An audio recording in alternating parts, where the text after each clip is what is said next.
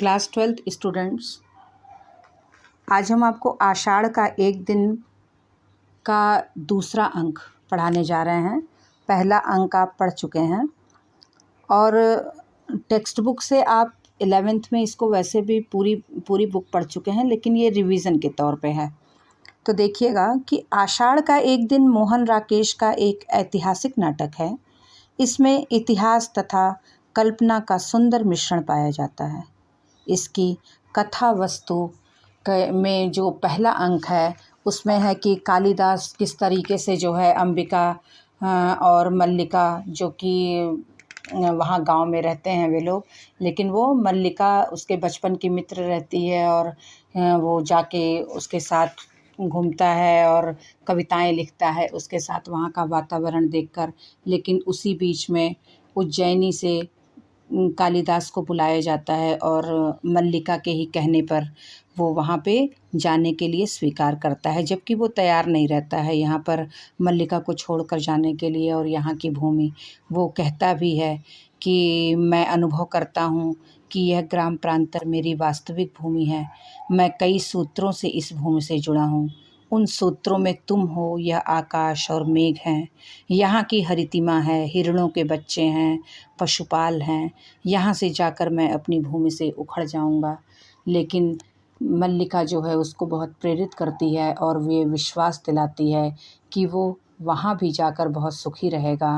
और अंत में कालिदास वहाँ जाने के लिए तैयार हो जाता है और मल्लिका से विदा लेकर चला जाता है। मल्लिका बादलों को देखती हुई और आँखों में आंसू बहाती हुई सुख का अनुभव करती है। और द्वितीय अंक में कुछ वर्षों के बाद की घटना का वर्णन है। तो अंक 2 में कुछ वर्ष बाद कमरा तो वही है पर उसकी स्थिति पहले से ख़राब हो गई है और घर काफ़ी पुरानी स्थिति में है। जगह जगह से चित्र भी धुंधले पड़ गए हैं। एक टूटे मोढ़े पर एक ग्रंथ रखा है तथा चूल्हे के पास रस्सी पर फटे पुराने वस्त्र सूखने के लिए फैलाए गए हैं। मल्लिका चौकी पर बैठी औषधि पीस रही है। अंबिका तख्त पर लेटी है। निक्षेप प्रवेश करता है। वह अंबिका के स्वास्थ्य की जानकारी लेता है। निक्षेप वही है जो गांव का एक पुरुष है, जो कि कालिदास का जब बुलावा आता है उज्जैनी से, तो मल्लिका को बुलाने के लिए आया था कि तुम ही उसको भेज सकती हो। लेकिन और अंबिका को जो है 2 वर्षों से ज्वर आ रहा है, वह दवा भी ठीक से नहीं लेती। मल्लिका भी कमज़ोर हो गई है। इन सब के लिए निक्षेप स्वयं को दोषी मानता है। उसका विचार है कि उसके अनुरोध पर ही मल्लिका ने कालिदास को उज्जैनी जाने के लिए बाध्य किया था। लेकिन मल्लिका कहती है कि उसे प्रसन्नता है कि वहाँ रहकर कवि कालिदास ने कई नए काव्यों की रचना की है। निक्षेप बताता है कि उन्होंने कई नाटक भी लिखे हैं तथा वह संकोचपूर्वक यह भी बताता है कि कालिदास का गुप्त वंश की राजकुमारी से विवाह हो गया है। गुप्त वंश की राजकुमारी मतलब कालिदास वहाँ उज्जैनी गया है तो वहाँ की जो राजकुमारी प्रियम गुमंजरी रहती है उससे उसका विवाह कर दिया जाता है। और वो वहाँ रह जबकि वो यहाँ रह के कभी भी विवाह की बात ही नहीं करते थे। मल्लिका कहती है कि यदि वह कालिदास को उज्जैनी जाने के लिए प्रेरित न करती तो वह उनकी प्रगति में बाधा बन सकती थी। मल्लिका माँ को दवा देती है। निक्षेप मल्लिका को बताता है कि लगता है आज फिर कुछ लोग बाहर से आए हैं, शायद वे राज के कर्मचारी हैं। और वहाँ पर ये पहले से ही था कि अगर बाहर का कोई आता है तो ज़रूर कभी कोई बीमारी या महामारी वगैरह आती है। तो इसलिए वे सब इस चीज़ के लिए बहुत घबरा से जाते हैं और बहुत दुखी से भी हो जाते हैं। लेकिन तभी फिर उसके बाद निक्षेप टापों का स्वर सुनकर झरोखे के पास जाता है। फिर मल्लिका से कहता है कि उसने अभी एक आकृति को घोड़े पर जाते देखा है। उसे विश्वास है कि वह कालिदास है। वह पर्वत शिखर की ओर गए हैं। राजसी वेशभूषा में कोई उन्हें और न पहचान पाए, पर निक्षेप की आंखें धोखा नहीं दे सकती हैं। और वह जाकर कहता है कि मैं देखता हूँ, और ये कहकर वह बाहर निकल जाता है। उसी समय रंगिणी और संगिणी 2 युवतियों का प्रवेश होता है। वे दोनों गांव देखने के लिए आती हैं, शहर से आई रहती हैं। वे वहाँ के लोगों की जीवन शैली को देखना चाहती हैं। और मल्लिका से मिलना चाहती हैं। वे कहती हैं कि जिस प्रदेश ने कालिदास जैसी प्रतिभा को जन्म दिया है, वहाँ की प्रत्येक वस्तु असाधारण होनी चाहिए। वे बताती हैं कि वे दोनों कवि कालिदास के जीवन की पृष्ठभूमि का अध्ययन कर रही हैं। कवि ने कुमार संभव में लिखा है कि जहाँ रत्न और औषधियाँ प्रकाश देती हैं, वे प्रकाश देने वाली औषधियाँ कौन सी हैं? मल्लिका उन्हें समझाती है कि औषधियाँ प्रकाश नहीं देती। संगिनी कहती है, तो क्या कालिदास ने असत्य लिखा है? मल्लिका के उत्तर से असंतुष्ट होकर दोनों चली जाती हैं। मल्लिका अपनी कल्पना में कालिदास को संबोधित करके बात करने लगती है। वह कहती है कि उसने उनकी सब रचनाएं पढ़ी हैं और यह भी वह मेघदूत की पंक्तियां उसे गा गा कर सुनाएंगी और अपने हाथ से सिले हुए कोरे पृष्ठ उनके हाथों में रख देंगी, जिससे उनकी रचनाओं में कुछ उसका भी योगदान हो सके। और यह भी कहेगी कि वह सोच नहीं पा रही हैं कि कालिदास भी वही है। तभी कोई किवाड़ खटखटाता है। वह जाकर द्वार खोलती है। अनुस्वार और अनुनासिक नामक 2 राजकीय कर्मचारी को देखकर मल्लिका असमंजस में पड़ जाती है। और तब लेकिन उन दोनों ने अपना परिचय बताया कि वे मात्रगुप्त के अनुचर हैं। कालिदास जब उज्जैनी चले गए तो वहाँ उनका नाम बदलकर मात्रगुप्त रख दिया गया था। तो और वे अपने को उनके ही सेवक बताते हैं। अनुचर मतलब सेवक।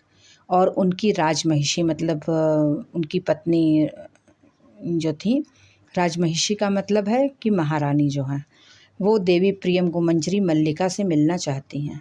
वे दोनों घर को व्यवस्थित करने लगते हैं। तभी मातु लाकर संदेश देता है कि देवी प्रियम गुमंजरी पहुंच चुकी हैं और वह बाहर जाकर विश्राम करें।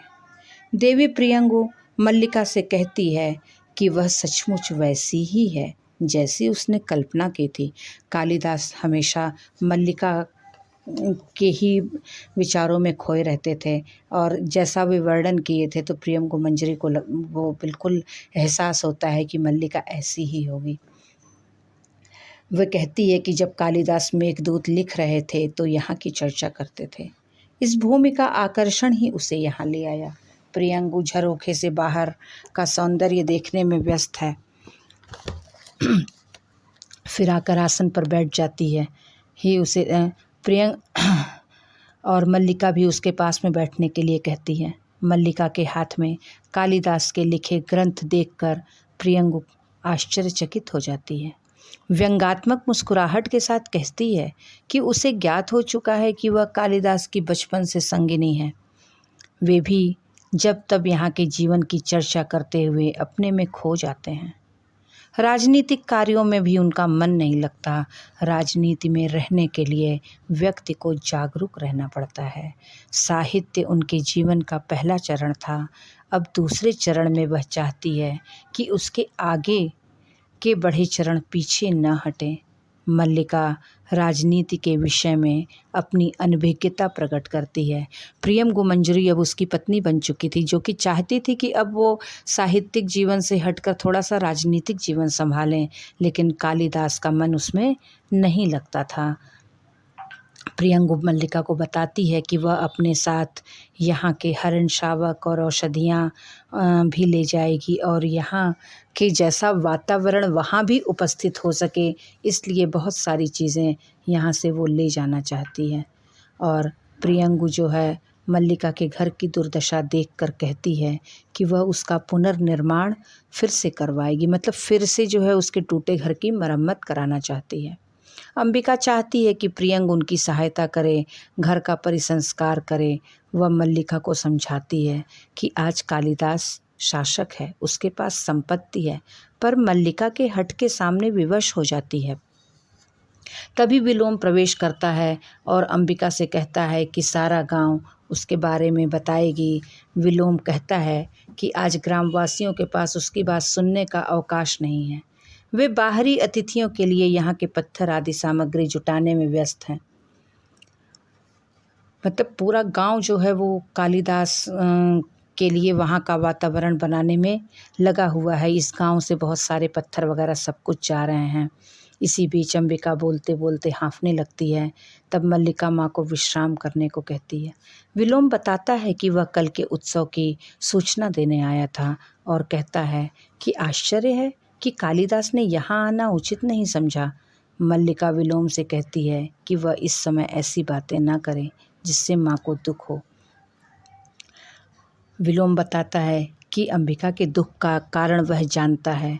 अंबिका बहुत सी बातों को मन में छिपा लेती है, पर वह स्पष्ट कह देता है। वह जाकर बाहर बताता है कि पर्वत शिखर से एक अश्वारोही आ रहा। अश्वारोही मतलब घोड़े पर सवार युवक। उसने उनकी पुरानी मित्रता है, वह उससे मिलकर उसकी कुशल क्षेम पूछेगा। वो जो विलोम रहता है वो कालिदास का मित्र भी है, दुश्मन भी है। वो हमेशा उससे स्पर्धा करता है, हमेशा उससे बराबरी करता था। और चूँकि मल्लिका जो है वो कालिदास को चुन लेती है, कालिदास के साथ रहती है, इसलिए विलोम को ये बातें बहुत बुरी लगती थीं। इसीलिए आज जब कालिदास उससे मिलने के लिए नहीं आया तो बार बार वो मल्लिका पर व्यंग भी कर रहा है और फिर से व्यंग करते हुए कह भी रहा है कि वह जा रहा है। अंबिका कहती है कि वह जानती थी कि वह नहीं आएगा, अतः उसके न आने पर उसे आश्चर्य नहीं हो रहा है। मल्लिका की आंखों से हताशा झलक रही थी। वह विलोम से वहाँ से चले जाने को कहती है। विलोम के जाते ही मल्लिका अपने को संभाल नहीं पाती, भीतर चली जाती है। अंबिका आवेश और हताशा के कारण करुण स्वर में मल्लिका को आवाज़ देती है, जिसे सुनकर मल्लिका रुक जाती है। अंबिका बेटी को बाहों में ले लेती है। मल्लिका उसके वक्ष में मुंह छिपाकर रोने लगती है। माँ कहती है कि वह उस व्यक्ति के लिए न रोए जिसने, पर मल्लिका उसके विषय में कुछ सुनना नहीं चाहती। मल्लिका सिसकती रहती है। अंबिका उसे सहारे से वहीं बिठा देती है। इस तरह से ये जो दूसरा अंक है आषाढ़ का एक दिन का, ये सारांश रूप में इस तरह से हम आपको बता दिए हैं। अब क्वेश्चन आंसर इसके नेक्स्ट वीडियो में।